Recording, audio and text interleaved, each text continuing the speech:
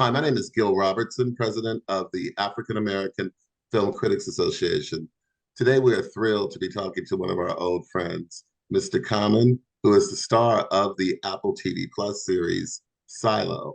We're going to kick things off by introducing you to the AAFCA members on the call today, starting with Derek Dunn in Northern Virginia, Dana Abercrombie in New York, New York, Dr. Ruben Perlada Regaud in South Florida, Nancy Green in Los Angeles, Mercedes Springer in Atlanta, Mercedes Williams in Pittsburgh, and Karan Lenoir Kelly in Philadelphia.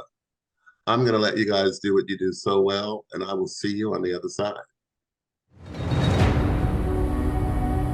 We do not know why we are here. We do not know who built the silo and why we are underground.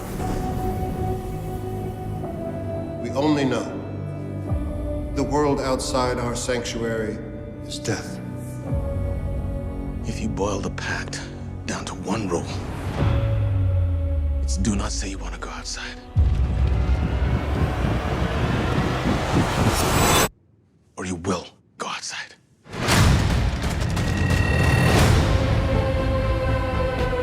Don't you ever think about the world beyond the silo? What if what we see is not what's out there? Down in mechanical, there's always someone who has a theory about the silo. And I need to find out the truth.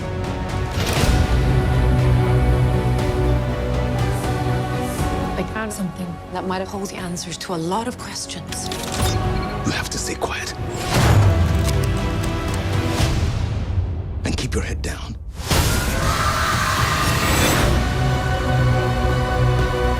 Are you willing to give everything you have for this?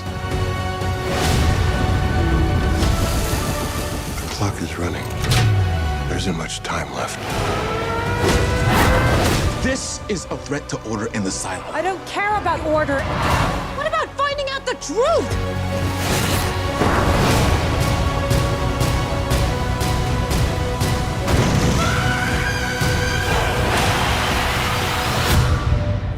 Some mysteries are best left unsolved.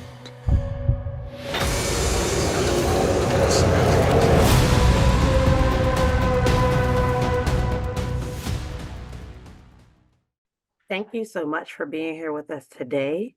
I want to start off by asking, in what ways does Silo push the boundaries of your craft and also in other ways compel you to elevate your artistry?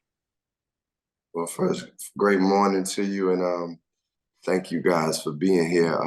For me, Silo pushed the artistry of my craft because, like, the writing in Silo for me made me elevate as an actor because I was dealing with work and thoughts and words and people who had many different dimensions to them. You know, some people looked at my character, Robert Sims, and said, oh, he's the villain. But then they saw him with his family and was like, oh, well, I care about him a little bit. It also challenged me because, you know, Robert Sims is like someone who would be pro-government, like just working for the government. It's just enforcing what he believes is right by the government, but he believes it's for the people. And that's not who I am as a person. Me as an individual, Common Rashid, is not that person. So it was a little bit, it was something to find what motivates a person to be that person. And that automatically makes me work on my craft because I'm working on discovering more about people and humanity and what makes different people tick, people that are not like me. Or may not think exactly like me, or what do we have in common, you know, Sims and I. So you work to find all those things, and then you also are better with the craft when you're working with people who are elevated. The work from Tim Robbins, who's one of my favorite actors, to Rebecca Ferguson and, you know, Chinaza and just all these incredible actors, Harriet. Like I'm working with some great people. So that means a lot. And our director's been great. So all of it, the whole crew is elevated. Like that crew that I'm working with out there for Silo is like, I haven't worked with a whole level of talent at that place, like where it's at that level. So it made me elevated in so many ways. I'm curious why it's now that we have all this storytelling on TV and a lot of stars from films, they're making the crossing to tell their stories on streaming services. And I wonder if because the storytelling or the level of production that we're watching now, mostly on Apple productions. Yeah, well, I think Apple is, man, they really tasteful with the work that they do, with the work that they put out, the things that they choose. You know, you could see when a streaming service or, you know, a company or a studio wants like to choose just high quality projects. Just that's what their goal is. And I feel that from Apple, you know, from the work that they put out, the shows that they put out. It's like, that's what they want. They want the stellar things. And when I was reading Silo, I was like, for me, this was one of the greatest like scripts that I had come across that I had a potential to be a part of. I've read some Eric Roth scripts who wrote, he wrote Forrest Gump and The Curious Case of Benjamin Button, but I was potentially up for a role, but I wasn't up for a role really. So when I read this, I was like, man, they actually considered me for this role. And like this, I'm reading this material. And I think Apple, point blank, that's the standard they set. That's the level. Even when our Apple team came to visit us on set, they were just reinforcing them, hey, y'all just keep being dope. Just do stuff that's like fresh. Just stay at the level. That's what we want. And it's a joy to get that because, like somewhere during the pandemic, I really kind of found myself as an actor and as a professional, meaning not just the work, but I started making decisions like, man, I really want to work on things that I really feel is incredible, things that are really going to challenge me. And this came about, Silo came about. It wasn't the first thing that came, but when it came about, it was like, oh, this is one of those ones where I'm like, even to this point now, I haven't been doing a lot of other things because it has to be on a certain level. And I think Apple sets that standard. I think a lot of streaming services, want to do great work, but Apple has done it and continue to do it. Thank you so much, and I agree. Congratulations. Thank you for having me. Hi, Common. Mercedes here with She Critiques in Atlanta. When you talk about first getting the script and reading it, or even speaking with the director, what do you think the intention was to put Silo on Apple? And like, what was the message you think they were trying to convey? And what's the feedback you think you're hearing from the audience? Do you think the message is being conveyed? Peace, Mercedes. I think they, from what I know, I think the writers, well, it started from these novels, right? So that writer, Hugh Howey, I think he was really trying to say something about the world and like how we as people take a lot of information and just accept it. And some of the things that we've been taught throughout history, like I remember being told Christopher Columbus discovered America. And I'm sitting there looking at Native Americans that were there before him. It's sitting in America, in the land. And I'm sitting there believing Christopher Columbus discovered America. And I'm looking at natives that were there already, that they came and tried to conquer. So when I think about the brainwashing that takes place for so many of us, and just us receiving information and not questioning it, I think Silo is based on that. Silo is based on like, what is the truth? And will you seek and discover the truth for yourself? And if so, what will you do with it? And are you willing to sacrifice for the truth? in our first earlier episodes in the first season, it was people that found out the truth, like Rashida Jones' character, and that was like, listen, I'm willing to die for this because this is not what we're being told is not truth. And it's people that have done that throughout our lives, whether it's Assata Shakur or Malcolm X, whether it's Fred Hampton or Amelia Boynton. Like, it's people that have been willing to die for the greater good.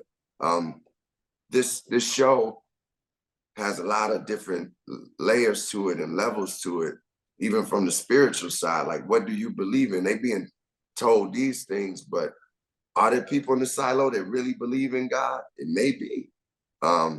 They're told to believe in the founders and these things. It really, to me, set the tone about questioning what's going on in the world and how we accept things. And the response has been phenomenal. I've never been a part of any TV or film project where I've had so many people ask, what's gonna happen? What's going on? Tell me this. Like, I know you ain't gonna tell me, but tell me what happened. And so that's a joy to me because, excuse me, you want to be a part of stuff that people enjoy and people are interested in and talk about. That's an actor's dream. That's a musician's dream. That's an artist. You want it to touch people and for them to be interested enough to care about what's gonna happen. So that's been a lot of the response that I've been getting. And I was at Dave Chappelle's birthday party, and some of the first things that people were saying to me was like, not what's up, man. They was like, man, what's gonna happen in Silo? Like, at least 3 people came up to me and said that. They're like, yo, tell me, man, that we watching Silo and tell me what's happening. So that's a good feeling, and I like that response. How's it going, Common? Happy Tuesday to you, sir. Peace. Derek Dunn from Reviews and Dunn. So I wanted to know, you mentioned that the character of Sims is somewhat of not necessarily a villain, and this isn't the first time you've played, quote unquote, a bad guy, but as a music head, was there anything that you listened to get in the character for Sims? Yeah, Sims, like you just said, Derek, he's not necessarily he's not a bad dude. Like, he ain't just out it's people that's just out to do evil and do dark things. But Sims is a person that believes in what he's doing is for the higher cause. It's for the greater good. It's for the silo, the people of the silo. He's protecting the silo. And he feels he's been chosen to do that when his father passed down, all the information, and he became a part of that society that doesn't know, that knows more than the average people. Yeah, so some of the music that I actually felt was a part of me developing and going with Sims, man, it ranged from everything from Rakim to Earth, Wind and Fire, to some rock music. Like, I just, when it comes to music, and if I'm using music to work on a project, it has to really give me the dimensions of this person. And I had a lot of range from like I said, from raw hip hop to rock to some jazz. Trying to think, was it even any gospel songs in there? I don't remember any gospel songs being in there, but that's the range that I had. Hi, Common. This is Karan from Love Music Pleasure and Karanism.com. How are you, Karan? I am well, thank you. I am well. I thought it was so interesting because there were so many power and control dynamics throughout Silo. Yeah. I also thought it was interesting that in the context of that control, the characters started discovering new things about themselves, as you mentioned before. What was the most important lesson about power and control that you learned in this role? What I learned about power and control is that, when you are in power, you sometimes will do anything to keep that power. And you will have the biggest conflicts with yourself. But because that power means something to you, and you can tell yourself that, man, this is for the greater cause and this is for the people. But some of it is just that power and having the identity and power to over the people that you hold on to and that you work hard for and that you will kill for, that you will lie for, that you will, like, your family takes, has to deal with the sacrifices of it, because power is that attractive, or not only attractive, but addictive, as many say, and you just don't want to lose it. And it's funny because, at one point I was in California doing some like campaigning to get these bills passed that would help people who were incarcerated, juveniles who were incarcerated, not get sentenced to life without parole. And I remember talking to this government official who was part of the Senate, and he said to us, I know what you're doing is right. I feel it too myself. But he said, my constituents don't believe in that, so I can't support it. And I thought about that and was like, man, this dude knew what was right. He knew, he said it. We had cameras on and he said it. And because he wanted to stay in his position of power, he just, he would not support the bill. And it just, it's the example. Sims is an example of that. Certain things he's doing, I don't think, from the choices I made, Sims doesn't always feel great about those things. And there are some questions maybe in his mind about, am I doing the right thing? And is this, the powers that be, are they gonna truly protect us? They say absolute power corrupts absolutely. Thank you so much for that thoughtful response. Yeah. That's a great saying. Absolute power corrupts absolutely. Yeah. Thank you. Thank you. Hey, Common, thank you. Anthony from the Movie Blog. First off, you're one of the best of all time, right? Like, you're in my list of top rappers, especially from my generation. I just wanted to give you your flowers and start there. Oh, thank you, Anthony. Peace. I appreciate that a lot, brother. You've been referred to as a conscious rapper, so I want to kind of double down on what Karan just brought up. I'm curious on your thoughts on this, right? A recurring theme in Silo is about leaders towing the line of necessary authority and societal manipulation. What do you think audiences can really learn from the silo system or lack thereof about trust and leadership, especially in an election year? As you spoke about me as a musician, I want to say that, one of the things I always wanted to get across was, well, I could say once I developed something to say in my raps, I wanted to get across like self-empowerment, self-love,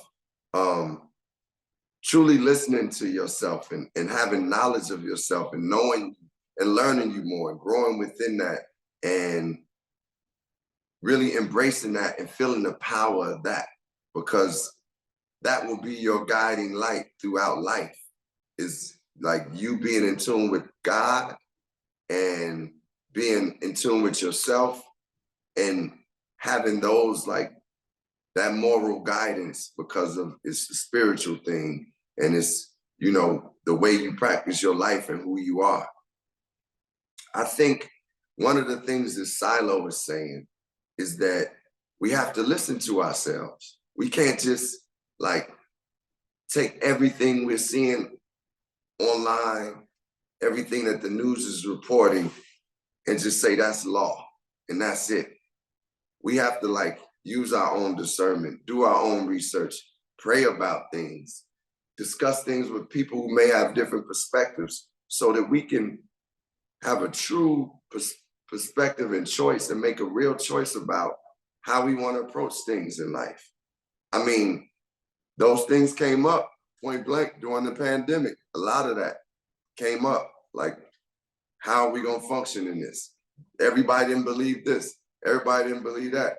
Where did you stand? Like, it's up to you to decide. And it's also your body, your mind, and I think Silo is encouraging the individual to learn themselves, to be themselves, and to know themselves more so that they can make those choices and not always believe a government's truth over God's truth or your truth. But your truth has to have some type of, process to it and experience and wisdom in it. So I like that it's questioning the powers that be, and it's making us think about those things, and it's encouraging the individual, because like I said, that's similar to what I want to do with my music. And though my character is not on that side of things, the show overall is that. Amen. Thank you so much for that answer. It means a lot to me. Thank you. Thank you. Hi, I'm Nancy Green with Film Critique. How are you, Nancy? Good, how are you? And my question is basically, it kind of touches upon what you said about Native Americans. That's something that I experienced in school too, being told that Native Americans were all extinct. And, I was a little kid, so I believed that. And in Silo, you have a lot of that like misinformation that's going around. And I wanted to know for you, if we ever face that kind of reality, especially with things that we have now with like AI manipulating videos and things like that, what do you think you would do in that situation as yourself? And how does that compare with your character and with the show overall and how they handle it? Right. So just so I'm clear, you're saying what would I do if a situation was AI or false and I know it's false, or?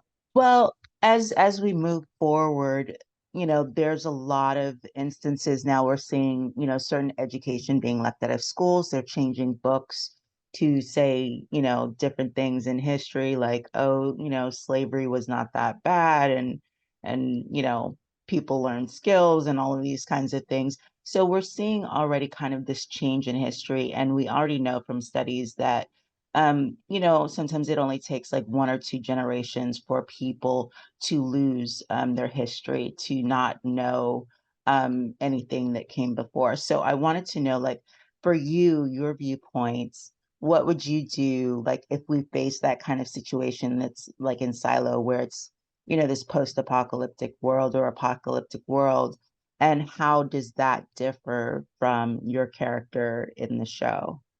Yeah. Well, I mean, some of the things that people are saying that, like what they're doing with history is like, I don't know, it's dark, man. It's like to say slavery was, to even like to say slavery was okay.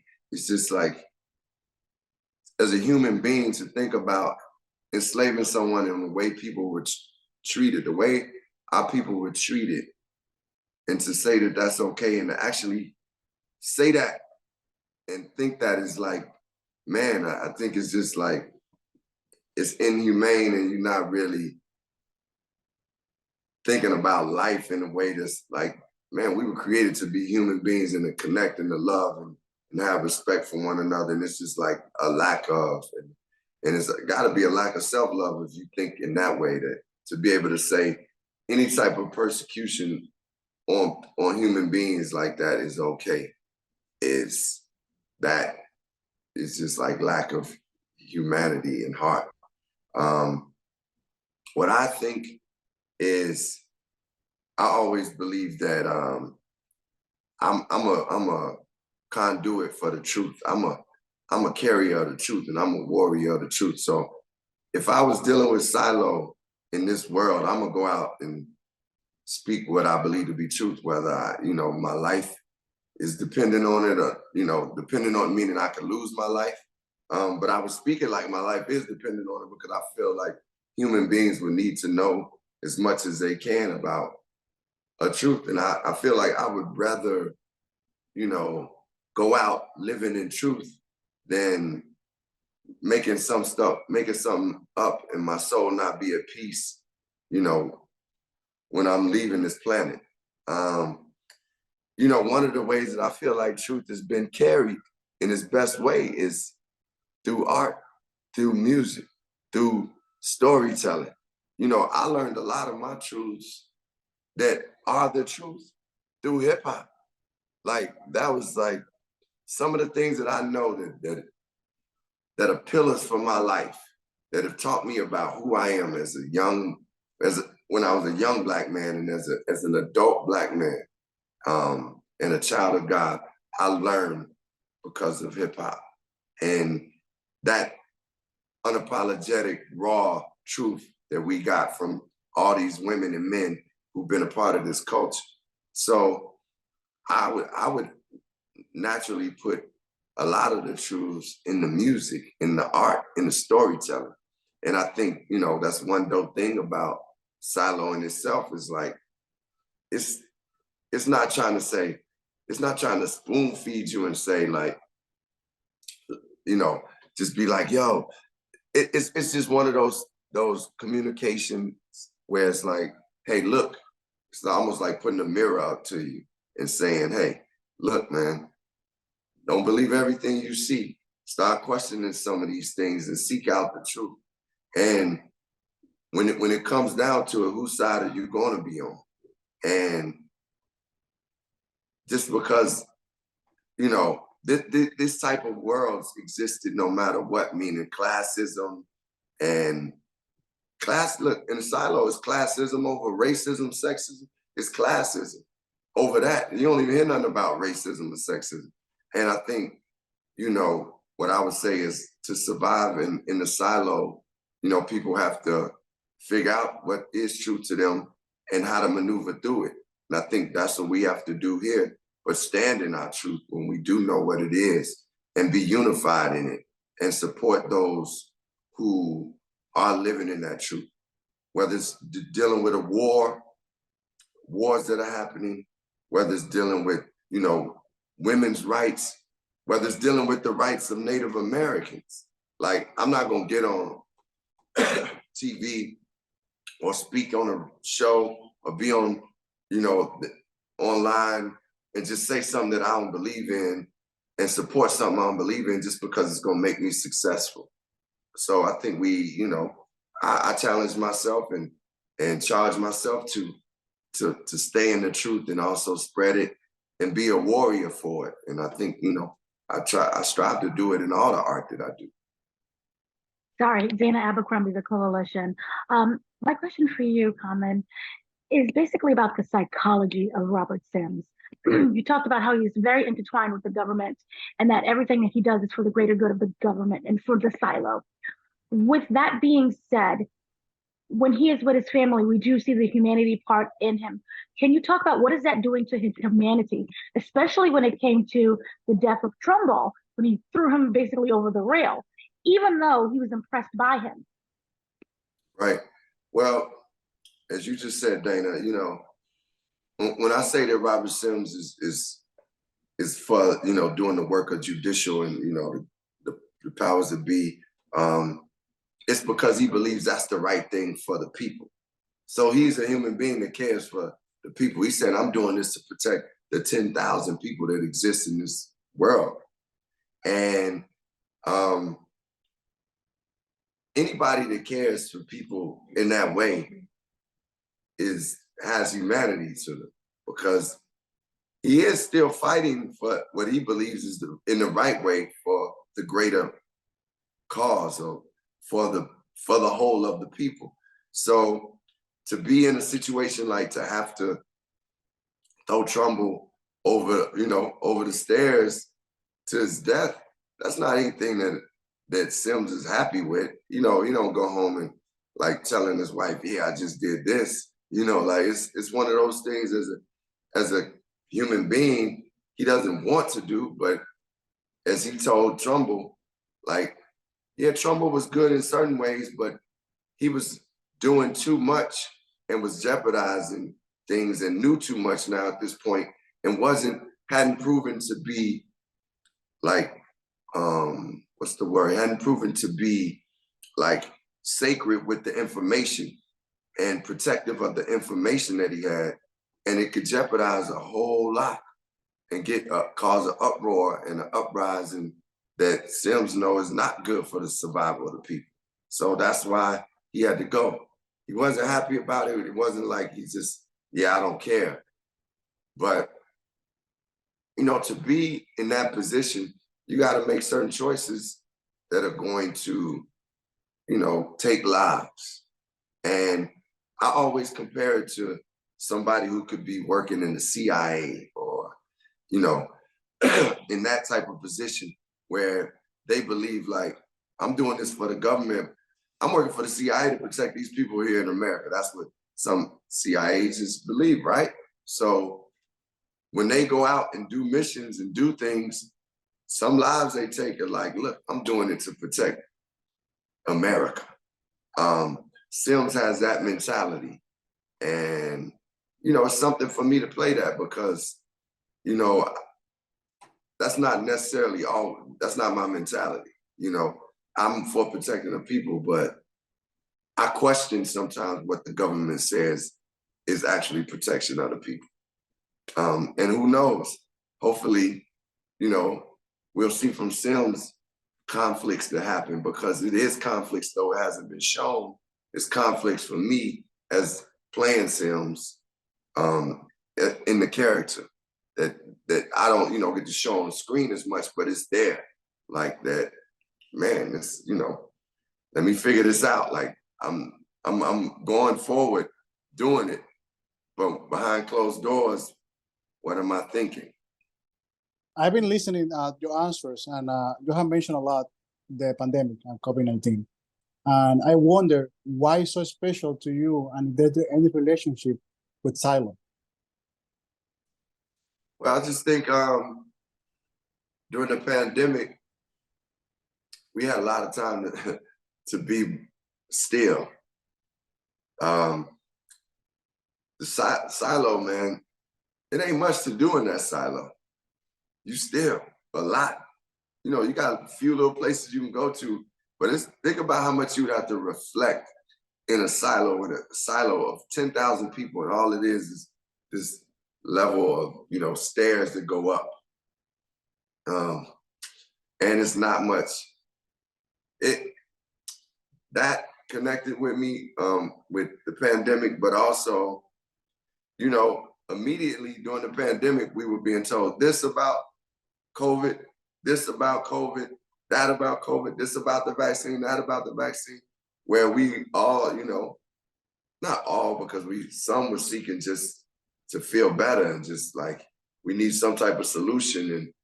And, you know, some of us received it and was like, okay, I'll do whatever you say. Some were like, man, I don't know if I believe this. And some were like, this is bullshit. I don't believe it. And man, that's the silo. And it actually, you know, is in many ways the world. Like you got people who know certain things and don't share it. You got people who receive and accept everything they're told. You got some people who are like, I'm not sure about that. Let me figure it out. Let me do it. And some people are like, man, this whole government thing is nonsense. And what we're being told is nonsense. So I think the silo like has a real reflection of what was going on in the pandemic, but it's also symbolic to what we experiencing in the world, even right now, in the past. Is, you know, like this story is not old. I mean, this story is not new. It's been here. Like where people have been like, I'm not sure about this. You know, think about it. They experimented on Black individuals and just was trying things out on them, you know, and killed individuals by doing that.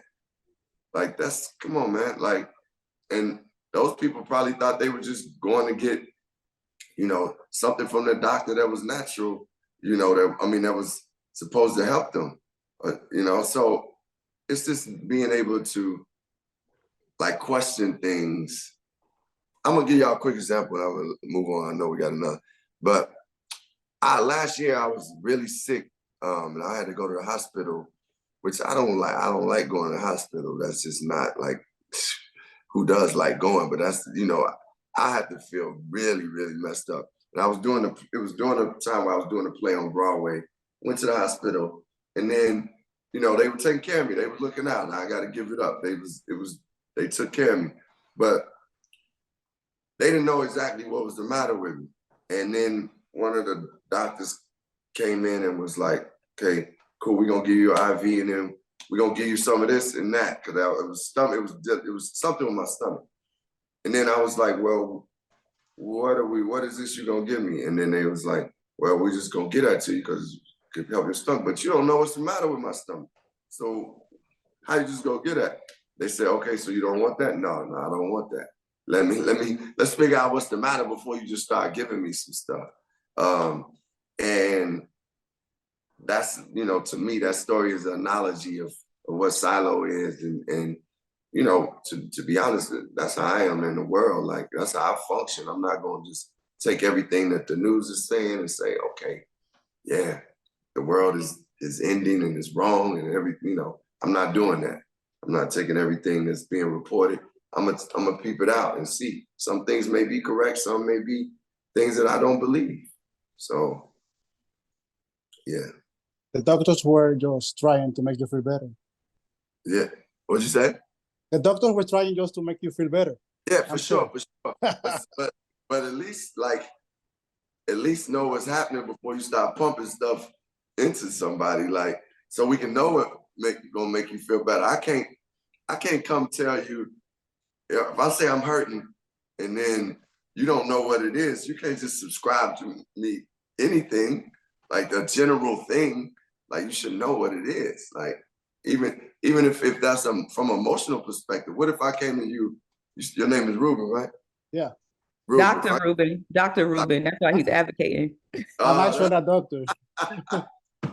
Dr. Ruben, I was wondering where this is coming from, but now I understand. But listen, Dr. Ruben, I can't just, like, if I came to my therapist and, man, I ain't feeling good, and she just started talking to me about my childhood and not knowing, I might not be feeling good about something else.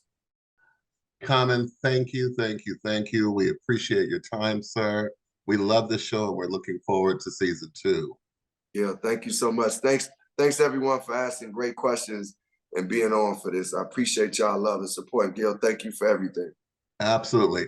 On behalf of the world's largest group of Black film and TV critics, we thank you for watching this edition of AAFCA Roundtables.